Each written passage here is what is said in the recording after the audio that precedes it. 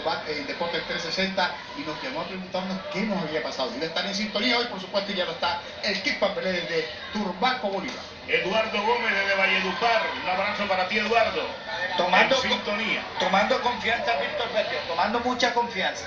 Comenzó mejor el venezolano, sí, pero ha venido Berrío mejorando extensiblemente en la pelea.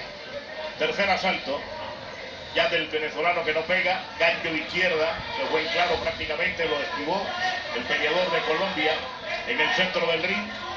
Se baja el venezolano, tira a la izquierda, otra vez desordenada, no pega con la izquierda, está tatuado en el pecho el peleador de Venezuela. Ya leyó, baby, lo que dice el tatuaje. El venezolano no ha alcanzado a leerlo todavía. Sigue presionando, intercambian yates, el colombiano es más fuerte en esa oportunidad.